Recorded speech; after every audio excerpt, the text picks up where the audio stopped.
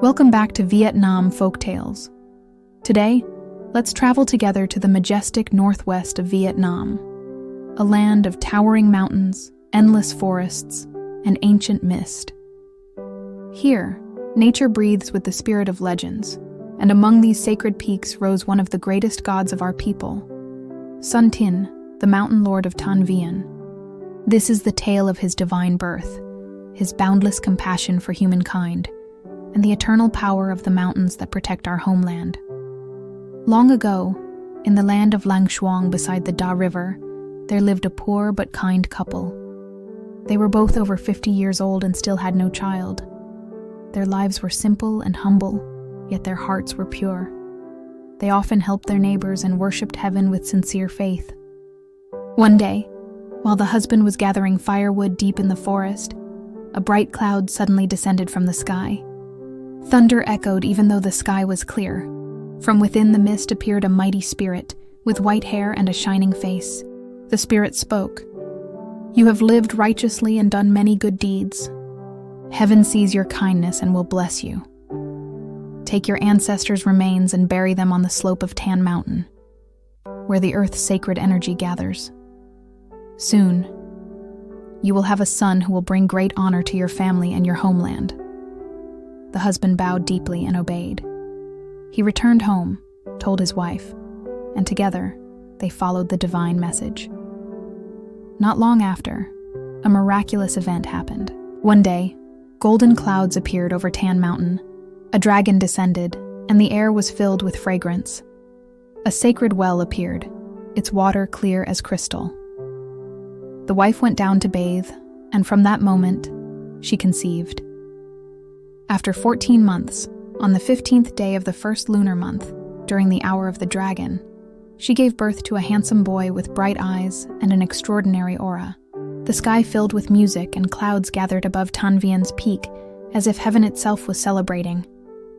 The couple named their son Nguyen Tuan. Nguyen Tuan grew up strong, wise, and kind-hearted. He loved the forest, the rivers, and the secrets of nature. At the age of 6, his father passed away.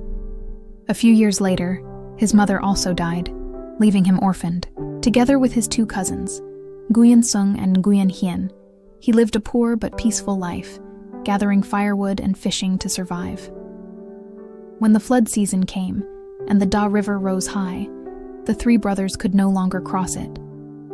So they decided to move to the foot of Tan Vien Mountain and make it their home. One day, while searching for herbs deep in the forest, Nguyen Tuan met a mysterious woman. Her face was gentle. Her robe was green as the forest, and her eyes sparkled like the stars. Her voice was calm and full of warmth. "I am Ma Thi Khao Son, the guardian of Mount Ngoc Tan," she said. "People know me as Mao Thuong Nhan, the mother goddess of the mountains and forests.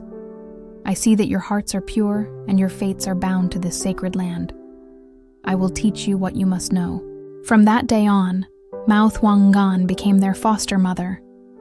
She taught them many arts and skills, healing with herbs, growing rice, raising silkworms, weaving cloth, and even the ways of strategy and water control.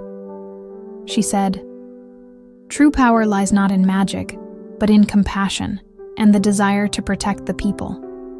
Nguyen Tuan learned quickly, mastering every art and spell. He became both strong and gentle, wise and humble. After 6 years, the goddess called the three brothers to her side and said, "My time here has come to an end. This mountain, Kim's son, is the source of great spiritual energy. You must remain here to protect it and bring peace to the people. I shall return to Huang Sun to continue my duty." As she finished speaking, her body turned into a cloud of white mist and disappeared into the heavens. The three brothers stayed and built their homes at the foot of the mountain. They taught the villagers how to grow crops, weave cloth, and heal the sick. Under their guidance, the once wild land became rich and peaceful. People began to call Nguyen Tuan as Saint Tan Vien, the Holy Spirit of Tan Mountain. One day, while gathering herbs, Nguyen Tuan met a divine being named Thai Bach, a celestial immortal. Seeing Tuan's noble appearance, Thai Bach gave him a sacred staff and taught him a spell that could summon wind and rain, the power to protect life from drought and disaster. Later, Nguyen Tuan saved the son of Long Vuong, the Dragon King of the Eastern Sea. In gratitude, Long Vuong gifted him a precious book containing the secrets of heaven and earth. From that time on, Son Tinh understood the balance of yin and yang, could predict storms and floods, and guided his people to sow and harvest in harmony with nature. His fame spread far and wide. King Hung heard of his wisdom and invited him to the royal court, marrying his daughter Mai Nuong to him. Despite his noble title, Son Tinh never sought wealth or power. After the wedding, he humbly asked to return to Tan Vien to continue helping his people. King Hung agreed, granting him the title Son Tinh Dai Vuong, the Great Lord of the Mountains. From that day on, Son Tinh became the divine protector of the Vietnamese land.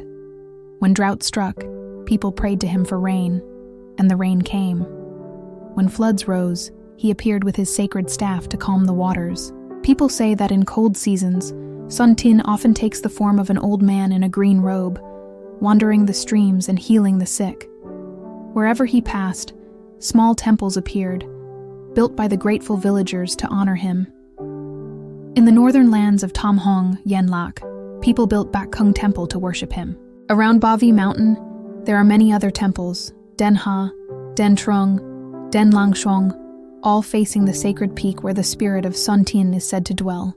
Through countless generations, the people of Vietnam have honored Tan Vien Son Tan as one of the four immortals, symbol of wisdom, virtue, and strength. Even today, when the wind blows across Ba Vi and the clouds drift over its peaks, people whisper, Son Tinh is still there, the spirit of the mountains, the eternal guardian of our land. Thank you so much for watching this story on Vietnam Folktales.